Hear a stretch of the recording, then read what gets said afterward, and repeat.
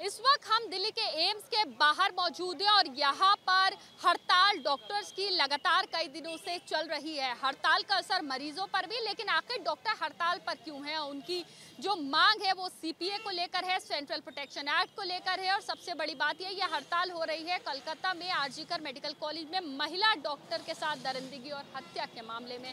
इसको लेकर सभी रेसिडेंट डॉक्टर्स हड़ताल पर है और इस वक्त कुछ रेसिडेंट डॉक्टर्स एम्स के मेरे साथ हैं। मुझे ये बताइए, हड़ताल लगातार जारी है, क्या मुख्य मांगे आप? देखिए, हमारी मांगे तो हम 5 दिन से सरकार को बता चुके हैं। अब तक तो उन तक पहुंच गई होगी और होपफुली पब्लिक तक भी पहुंच गई होगी। इतना भयानक जो हादसा हुआ है उसके लिए हम एक जस्टिस मांग रहे हैं। साथ साथ हम ओवरऑल रोज़ ये सब मामले हो रहे हैं तो हमें कुछ तो इलाज निकालना पड़ेगा ना इसके लिए। तो उसी के लिए हम एक सेंट्रल प्रोटेक्शन एक्ट मांग रहे हैं। तो ये सब मांगे हैं हमारी और हम इतने दिन हो गए, हम भी काम पर जाना चाहते हैं, हम भी हमारे पेशेंट को सुविधा देना चाहते हैं। जिस दिन सरकार हमारी बात सुन लेगी हम अपने काम पर वापस चल जाएंगे। क्या चैलेंजेस होते हैं महिला डॉक्टर्स के साथ जब वो ड्यूटी करते हैं? बहुत सारे चैलेंजेस होते हैं। एक बेसिक ह्यूमन जो हर किसी को एक सेफ्टी चाहिए वर्क एटमॉस्फेयर पे, अपना बेसिक टाइम चाहिए लेजर का। अगर बहुत लॉन्ग वर्किंग आवर्स हैं, रेस्ट करने के लिए एटलीस्ट 10-15 मिनट्स के लिए एक रेस्ट रूम चाहिए। बहुत सारे चैलेंजेस हैं, सेफ्टी चैलेंजेस हैं और ये सिर्फ फीमेल डॉक्टर्स नहीं, इस पूरे देश की सब महिलाएं रिलेट करेंगी कि सेफ्टी एक बहुत बड़ा इशू है और उसको सरकार को एक प्रॉपर वे में एड्रेस किया जाना चाहिए। अभी करंटली हमारी मांग है सेंट्रल प्रोटेक्शन एक्ट के लिए, जिसके लिए सरकार को हमें कुछ तो एश्योरेंस देना है, अदरवाइज़ ये स्ट्राइक इंडेफिनेटली कंटिन्यू होगी। हम भी दुखद स्थिति में है कि पेशेंट्स को इतना सफ़र करना पड़ रहा है, बट हमारी इमरजेंसी टीम पूरे ज़ोर शोर से जितना पेशेंट कैपेसिटी आ रहा है सबको केटर कर रहे हैं हम। लेकिन मुझे चैलेंजेस के बारे में उन्होंने बताया कि डॉक्टर्स के साथ, खासतौर से महिला डॉक्टर्स के साथ क्या चैलेंजेस होते हैं ऑन ड्यूटी। मुझे ये बताइए, जो हॉस्पिटल की सिक्योरिटी होती है क्या वो सफिशिएंट नहीं होती है डॉक्टर्स की सेफ्टी के लिए? अगर हॉस्टल में हर टाइम पे जैसे 24 आवर्स है, अलग अलग अपॉइंटेड है, डे ड्यूटी और night duty security guard, important points कुछ होते हैं, चेक पॉइंट्स जहाँ पे ज़्यादा सन्नाटा होता है या लोग बाग नहीं होते, वहाँ पे अगर सिक्योरिटी है तो बिल्कुल ये कवर हो पाएगा और वही हमारी मांग है। और तो देखिए, मुझे ये बताइए कि हड़ताल लगातार जारी है, असर मरीजों पर भी होता है, डॉक्टर्स क्या सोचते हैं? डॉक्टर इसके लिए बहुत दुखद है कि उन्हें ये करना पड़ रहा है, लेकिन सबसे पहले हमारी सेफ्टी की ज़रूरी है। जब तक हमारी सेफ्टी होगी तभी हम मरीजों का ध्यान रख पाएंगे, उनकी अच्छी तरह केयर पाएंगे। तो इसीलिए हम सब यही कहना चाहते हैं कि जब तक सेंट्रल प्रोटेक्शन नहीं आता तब तक ये स्ट्राइक चलती रहेगी और जब वो आ जाएगा, जब हमें भी सेफ्टी फील होगा, तभी हम अपने मरीजों का हम एकदम अच्छे से ध्यान रख पाएंगे। अभी क्या स्टेटस है इस स्ट्राइक का, क्योंकि आज जो प्रोटेस्ट है उसके बाद आगे की क्या रणनीति? देखिए, अभी तक तो हम अपने अपने अस्पतालों से ये स्ट्राइक करने की कोशिश कर रहे हैं, बट लग रहा है हमारी आवाज़ पहुंच नहीं रही है। तो अब दिल्ली एक आवाज़ इकट्ठा करना चाह रहा है और आज हम वही कोशिश कर रहे हैं कि दिल्ली एक साथ मिलकर सब डॉक्टर्स आएँ और अपनी आवाज़ पहुंचाएं।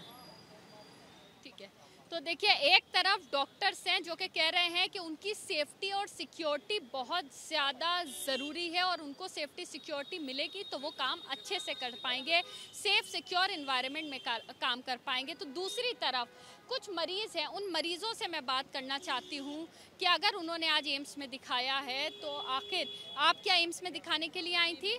क्या रहा यहाँ सिचुएशन?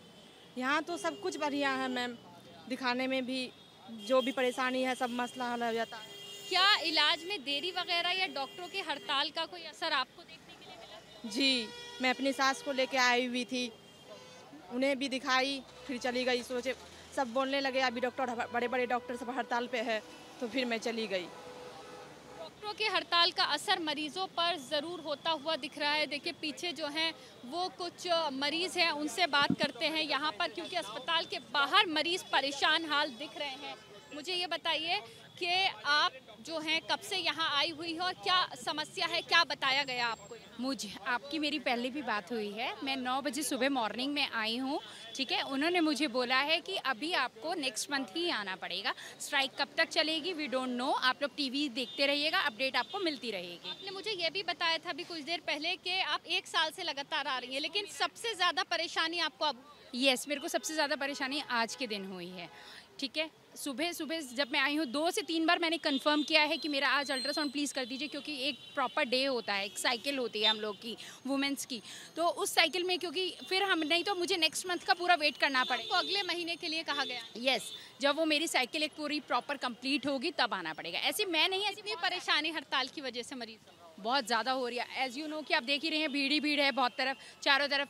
और अंदर हॉस्पिटल क्योंकि इतनी भीड़ अंदर नहीं है, अंदर वो लोग क्योंकि रिजेक्ट ही कर रहे हैं, वो सब लोग को डिक्लाइन ही कर रहे हैं, डिनाइड ही कर रहे हैं कि हम लोग नहीं देख पाएंगे आज, क्योंकि अभी वही चल रही है, हड़ताल चल रही है। हड़ताल का असर मरीजों पर साफ तौर से होता हुआ दिख रहा है। ये दिल्ली का एम्स है, जहां पर न सिर्फ दिल्ली से बल्कि देश भर से मरीज पहुंचते हैं, दिखाते हैं और यहां पर एक दिन में कई हज़ार मरीज जो हैं वो आते हैं। तो साफ तौर पे एक तरफ डॉक्टर्स हैं जिनकी मांग है सिक्योरिटी और सेफ्टी को लेकर सेंट्रल प्रोटेक्शन एक्ट के, जिसकी वजह से हड़ताल चल रही है, तो दूसरी तरफ मरीज हैं जिनके ऊपर हड़ताल का असर दिख रहा है। कैमरा पर्सन मेहरबान सिंह के साथ Madiha Khan, ABP news, Delhi. For exclusive and insightful videos, subscribe to our new channel ABP Live Premium.